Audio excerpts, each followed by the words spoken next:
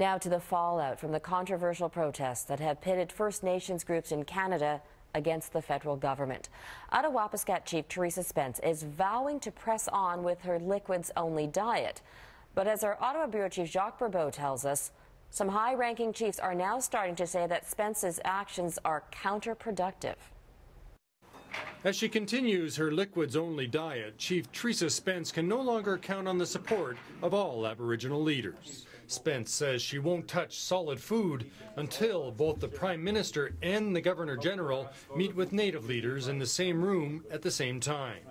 But the Grand Chief of the James Bay Cree Nation told Global News' The West Block Spence should end her protest. I think she should stop her hunger strike, because she already had met with the Governor-General. There's already a meeting with the Prime Minister. Those Native leaders who attended Friday's meeting say the real test is whether the federal government will start moving on issues like education, health care, resource sharing.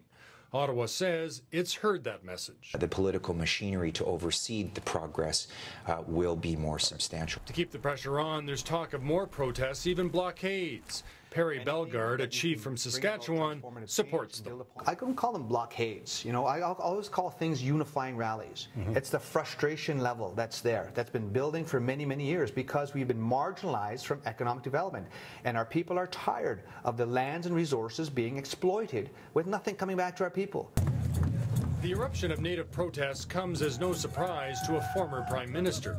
Paul Martin told Global News it boils down to a lack of respect. Much as what's happened, whether it be the walking away from Kelowna, whether it be the omnibus bills, that's unfortunately become very much part of the history of the last 5 or 6 years. When he was Prime Minister, Martin negotiated a plan to inject $5 billion into Aboriginal communities. The Kelowna Accord died when the Conservatives took power, but Martin says the ideas behind it will surface again. They certainly are going to have the Kelowna approach, which is, again, let's sit down at the table in a partnership, not us imposing on you. Aboriginal leaders warn that whatever action is taken, it has to happen quickly. The days of patiently waiting are over. Jacques Bourbeau, Global News, Ottawa.